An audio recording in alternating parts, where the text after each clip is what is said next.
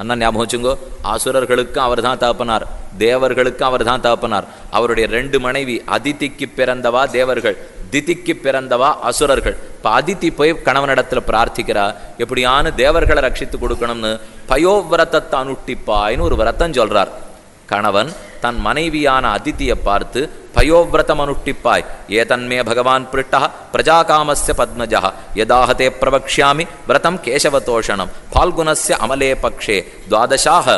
பால்குண மாசத்திலே, அதாவது பங்குனி மாசம் சுக்ல பட்சத்திலே துவாதசாகம் 12 நாட்கள் அமாவாசை அன்றையிலிருந்து தொடங்கி துவாதசி வரைக்கும் பயோவிரதத்தை அனுஷ்டிக்க வேண்டும். அதற்கு நல்ல காட்டு பன்றியாலே கீறப்பட்ட கீழிருந்து எடுத்த மண்ணை எடுத்து உடம்பு முழுக்க பூசிக்கொண்டு குளித்து மேற்கொண்டு பாலை மட்டும் சோற்றில் சமைத்து சாப்பிட்டு கொண்டு 12 நாட்கள் விரதத்தை அனுஷ்டிப்பாய். அதிதியும் விரதம் அனுஷ்டித்தாள். பெருமானும் அனுகிரகித்து இவள் வயிற்றிலே போய் வாமனமூர்த்தியாக பிறப்போம் என்று பிறக்கிறார். அதிதேர் திஷ்டிதம் கர்ப்பம் பகவந்தம் சனாதனம் யுத்தம் விரிஞ்சஸ்துதகர்ம வீரியா பிராதுர்பூவ அமிர்தபூரதித்யாம் சதுர்புஜ சங்க ஜகதாப்ஜ சக்கர பிசங்கவாசா நலினாய தேக்ஷணா. எல்லாராலும் பிரார்த்திக்கப்பட்ட எம்பெருமான் மகாபலியை அடக்கி இந்திரன் இழந்த ராஜ்யத்தை மீட்டு கொடுக்க வேண்டும். இந்திரனை ஊரை விட்டு விரட்டிட்டு மகாபலி 3 லோகத்தையும் பறித்து கொண்டான். ஆனால் நேர போய் அவனை கொன்னுட முடியாது. 2 காரணம். பிரகலாதனுக்கு பிரதிஜை பண்ணி கொடுத்தாரோ இல்லையா நரசிம்ம பெருமான், இனிமே உன் குலத்திலே உதித்தவர்களை கொல்ல மாட்டேன்னுட்டு, அது ஒரு காரணம். 2வது, இவர் தானத்திலையும் தர்மத்திலையும் சிறந்திருக்கிறபடியாலே சுலபத்தில் இவனை கொன்னுடுறதும் கூடாது. அதனால வேறு மாதிரி தான் இழந்த ராஜ்யத்தை மீட்க வேண்டும் என்று திட்டமிட்ட எம்பெருமான் அழகா தான் குள்ளமான வடிவத்தோடே வாமன ரூபத்தோட போய் திருவவதாரம் பண்ணுகிறான். தாயாருக்கும் தந்தைக்குமாக பார்க்கிறவாளே நினைக்கிறா, இத்தனை குள்ளமா ஒரு பிள்ளையா? அதான் வாமனமூர்த்தி அடுத்த அவதாரம். ஆக மத்ஸ்ய கூர்ம வராக நரசிம்ம வாமனான்னு பார்த்தோமோ இல்லையோ. அதில் கூர்மாவதாரம் கீழே பெருமாள் திருப்பார்கடல் கடைஞ்சிட்டு இருக்கிறச்சே மந்தர பர்வத்தம் கீழே கீழே போக பார்த்தது. அடி இல்லாத பாத்திரத்தை வச்சு கடைஞ்சா என்னாகும்? அதை போல கடல் அடியில்லாத பாத்திரமாட்டும் கீழே போச்சு. அப்போ தானே கமட ரூபம், ஒரு கூர்ம ரூபத்தை எடுத்துக்கொண்டு கீழே போய் தன் ஓட்டின் பேரிலே 1,00,000 யோஜன விஸ்தீர்ணமான ஓடு, அந்த ஓட்டின் தலையில மந்தர பர்வத்தத்தை நிறுத்தி பெருமான் காத்து கொடுத்தான். அது அழகான கூர்மாவதாரம். மேற்கொண்டு மத்ஸ்யாவதாரம் சொல்ல போறார். கூர்ம வராக நரசிம்ம வாமனாவதாரம். ஆக வாமனமூர்த்தியாக திருவவதாரம் பண்ணினான். உயர்ந்த மாசத்திலே பாத்ரபத மாசத்திலே சுக்ல பக்ஷத்திரத்திலே துவாதசி திதியிலே விஜயாங்கிற முகூர்த்தத்திலே வாமன ஜெயந்தி. இன்னைக்கு வாமன ஜெயந்தின்னு கொண்டாடுற இல்லையோ, அந்த ஜெயந்தியிலே பெருமான் தோற்றினான். சின்ன வடிவத்தோடே தான் பிறந்தான். பார்த்தா பிராமணனுக்குண்டான தேஜஸ் அபாரமா இருந்துதான். சரி, இவனுக்கு உபநயனம் பண்ணி வைப்போம் என்று தாயாரும் தந்தையாரும் கோடித்தார்கள். நம்ம போன்றவர்களுக்கு பூணல் கல்யாணம்னா யாரோ வந்து பிச்சரிசி போடுவா, யாரோ பூணல் கொடுப்பா, யாரோ தண்டத்தை கொடுப்பா. இது வாமனமூர்த்திக்கே உபநயனம்னா சாதாரணமாக நடக்குமா? உலகத்தில் இருக்கிற எல்லா பெரியோர்களும் வந்தார்கள். தஸ்ய உபநீயமானஸ்ய சாவித்ரீம் சவிதாப்ரவீத். சூரிய தேவனே வந்து காயத்ரி மந்திரத்தை சொல்லி கொடுத்தாராம். ப்ரஹஸ்பதிர் பிரம்மசூத்திரம். உபநயனத்துக்கு யஜ்ஞோபவீதம் முக்கியம். இந்த பூணல் போட்டுக்கிறமே ஷண்ணவதி, நம்முடைய கைப்பிடியால் 96 கைப்பிடி அந்த பூணல் இருக்க வேண்டும். அதனால அது ஷண்ணவதியோட கூடின இந்த பூணல் தான் ரொம்ப உயர்ந்ததுன்னு சொல்லுவார்கள். அதை கொடுக்கறதுக்கு ப்ரஹஸ்பதியே வந்து சேர்ந்தார். மேகலாம் கஷ்யபோ அதாது. கஷ்யப மகர்ஷி மேகலா இடுப்பில் போட்டுக்கிறத கொடுத்தார். மௌஞ்சி தாரணம்னு சொல்லுவார்கள். பூணல் போட்ட பிரம்மச்சாரி பிள்ளைக்கு 3 ரொம்ப முக்கியம். 1, கையில் பிடிச்சிட்டு இருக்கிற பலாச தண்டம். கையில் ஒரு தண்டத்தை பிடிச்சிட்டு இருப்பார், பலாச தண்டம். ஒருத்தர் கேட்டார், ஓ இன்னிலேருந்து தண்டமாயிட போறார் போல் இருக்கு. அப்படிங்கிறதுக்காகலாம் அந்த தண்டம் கையில் இருக்க வேண்டும். 2வது மௌஞ்சி தாரணம், இடுப்பிலே மேகலாங்கிற கொடி இருக்க வேணும். 3வது பிரம்ம முடிச்சு, இந்த பூணல்ல இருக்கிற பிரம்ம முடிச்சு. இந்த 3ம் பிரம்ம தேஜஸுக்கு ரொம்ப உதவியா இருக்கும்னு பிரம்மச்சாரிக்கு சொல்லுவார்கள். அதனாலே இந்த பிள்ளைக்கு இப்போ உபநயனம் பண்ணி ஆகணும். மேகலையை கஷ்யபர் கொடுத்தார். ததௌ கிருஷ்ணாஜனம் பூமிகி, பூமியே கிருஷ்ணாஜினம்ங்கிற மாந்தோலை கொடுத்தாள். சோமோ வனஸ்பதி, சோமன் சந்திரன் பார்த்து கொடுத்தான். கௌபீன ஆச்சாதனம் மாதா, அவனுடைய தாயே வந்து தான் கௌபீனத்தை கொடுத்தாள். தியௌச்சத்திரம், ஆகாசம் தாழங்குடைய கொடுத்தது. ஜெகதப்பதேகே கமண்டலும் வேதகர்பா, பிரம்மாவே வந்து கமண்டலத்தை கொடுத்தார். குஷான் சப்தரிஷயோ ததுகு, கையில் பிடிச்சிக்க வேண்டிய தர்பக்கட்டையெல்லாம் 7 ரிஷிகளும் கொண்டு வந்து கொடுத்தார்கள். சாக்ஷாத் உமா அம்பிகா பார்வதி தேவி வந்து பிச்சரிசி இட்டாள். இனி இதுக்கு மேலே என்ன உபநயனம் நடந்துட போகிறது. இப்படி உயர்ந்தோர்கள் எல்லாரும் வந்து வாமனமூர்த்திக்கு பூணூல் கல்யாணம் பண்ணி வைக்க இப்போ பெருமான் பார்த்தார். அஸ்வமேத யாகம் மகாபலி பண்ணுறதா கேள்விப்பட்டேன், நாம் நேரம் அவ்விடத்துக்கு போவோம், போய் எப்படியாவது திட்டம் தீட்டி இழந்த ராஜ்யத்தை மீட்டு கொடுப்போம் அப்படிங்கிறதுக்காக கிளம்பினா வேதாந்த தேசிகன் அழகாக ஒரு ஸ்லோகத்தில் தெரிவித்தார். கிருஷ்ணாஜினம் யவனிகாம் கிருத்தவான் பிரியாயாக பிக்ஷோஜிதம் பிரகடயன்னு பிரதமாசிரமத்துவம். கிருஷ்ணாஜினம் யவனிகாம் கிருத்தவான் பிரியாயாக. பெருமாள் ஒரு மாந்தோல் எடுத்து முதல்ல மேலே மூடிண்டார். ஏன் மூடிண்டார்னு கேட்டால், இந்த இடத்துல நாச்சியார் இப்போ தானே அமிர்த மதன காலத்தில் ஏறி உட்காண்டிருக்கா. இவரோ பிரம்மச்சாரியா இப்போ பிச்சை எடுக்கிறதுக்காக போகிறாரோ இல்லையோ. அவளை பார்த்து கேட்டார், ஒரு 10 நாள் மட்டும் பிறந்த வீட்டுக்கு போயிட்டு வா, நான் போய் என் காரியத்தை முடிச்சுட்டு வந்துடுறேன், அப்புறம் நீ மறுபடியும் வந்து உட்காந்துக்கலான்னார். அவள் பார்த்தா அதெல்லாம் நான் இந்த இடத்த விட்டு இறங்குறதாவே இல்லை, நீர் சன்னியாசியாக போனாலும் இங்கே தான் இருப்பேன்னுட்டா. நீர் பிரம்மச்சாரியா போகிறத பற்றி இப்போ எனக்கு கவலையே இல்லை, நீர் சன்னியாசி வேஷம் போட்டு காஷாயத்தை கட்டின்றீர்னாலும் நான் இருக்கிற இடம் இதுதான், இதை விட்டு இறங்க மாட்டேன்னுட்டா பிராட்டி. பார்த்தான் எம்பெருமான், இவளை மறைச்சுத்தான் ஆகணும், இல்லைன்னா நம்மளை பிரம்மச்சாரின்னு ஒத்துக்க மாட்டா. மாந்தோலை எடுத்தார், அழகா மேலே போத்தினுட்டான். பிக்ஷோச்சிதம் பிரகடயன்னு பிரதமாசிரமத்துவம் கிருஷ்ணாஜினம் யவனிகாம் கிருத்தவான் பிரியாயாக. அந்த சமயத்தில் நாச்சியார் தடுக்கிறா, ஏன் என்னை போட்டு மறைக்கிறேன்னு கேட்டாலாம். இதான் அவளுக்கு பதில் சொல்லி சமாதானப்படுத்தி ஆகணுமே. அதனால இவர் பெருமான் பதில் தெரிவித்தார், நீங்கள் உட்காண்டிருக்கேன்னு சொல்லிட்டு இல்லையோ, அப்போ அதானே அந்தப்புறம், எங்கே பட்ட மகிழ்ச்சி இருக்காளோ அது அந்தப்புறம். அந்தப்புறத்தெல்லாம் திறந்து போட்டு வைக்கக்கூடாது, எப்பவும் திற போட்டு மறைச்சு தான் இருக்கணும் அந்தப்புறம்.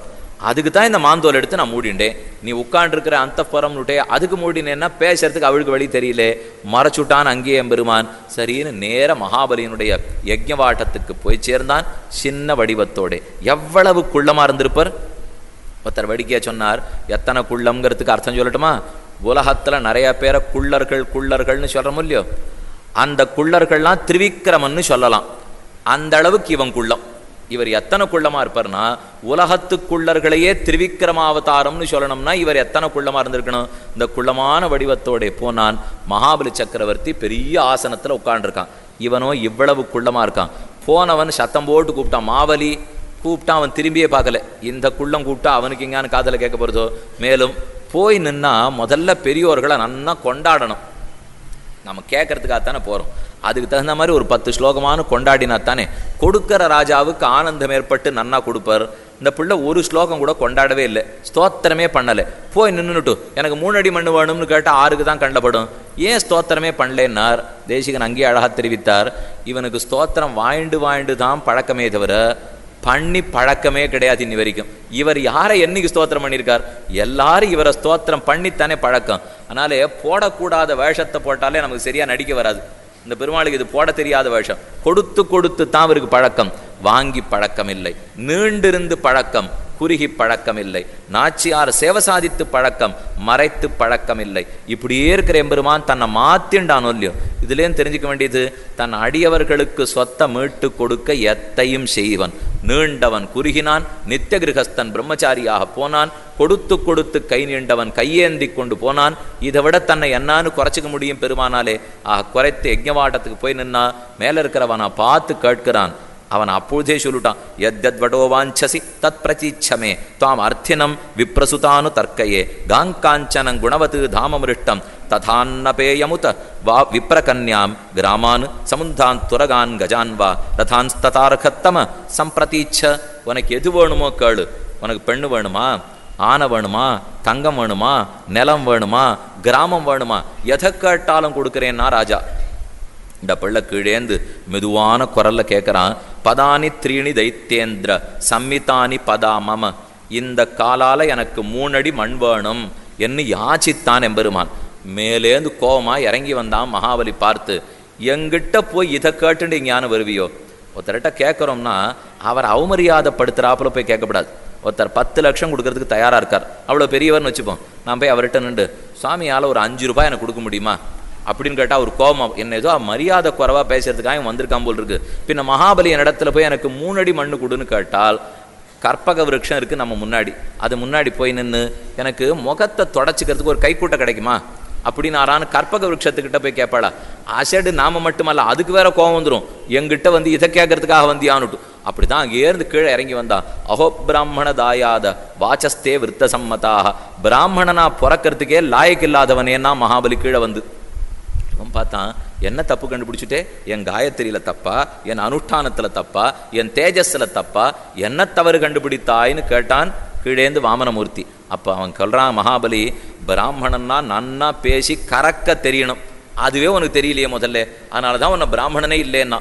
பிராமணன் இன்னொருத்தர் இடத்துல போய் நின்னா அவன் பேசுற பேச்சில கண்டிப்பா அவரே எல்லாத்தையும் கொடுத்துடுவார்.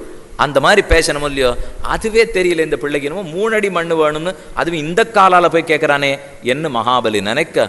அப்ப வாமனமூர்த்தி ரொம்ப அழகா தெரிவிக்கிறான். அந்த ஸ்லோகம் ரொம்ப முக்கியம். திரிபிக்ரமைர் அசந்துஷ்டா தீபேனாபி ந பூர்யத்தே எதிர்ச்சயோபன்னேன சந்துஷ்டோ வர்த்தத்தே சுகம்.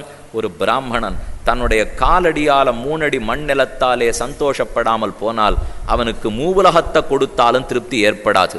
பிராமணனை பத்தி நீ பேச வந்துட்டிய மகாபலியே, அதே பிராமணனை பத்தி சொல்றேன் கேட்டுக்கோ. வைராக்கிய நிதியாக இருக்க வேண்டும், இருக்கிறத கொண்டு சந்தோஷப்பட வேண்டும், எதிர்ச்சாலாப சந்துஷ்டனாக இருக்க வேண்டும். இந்த 3 அடியில ஒருத்தனுக்கு திருப்தி ஏற்படலே, அவனுக்கு 3 7 14 எத்தனை 21 லோகம் கொடுத்தாலும் திருப்தி ஏற்படாது. இதெல்லாம் வீண் பேச்சதுக்கு இப்ப நாழியாருது. எனக்கு கொடுக்குற 3 அடி மண்ணை தரியா இல்லையா, தரேன்னு சொல்லிட்டாய், மறுபேச்சு பேசாதே, கொடு என்னான் வாமனமூர்த்தி. உடனே அவனும் பார்த்தான். கமண்டலத்துல தீர்த்தத்தை எடுத்துன்னு வர சொன்னா, கொடுக்கணும்னா தானத்தை உதகதாரா பூர்வகமாக தண்ணீர் குத்தித்தானே தானம் கொடுக்க வேண்டும்.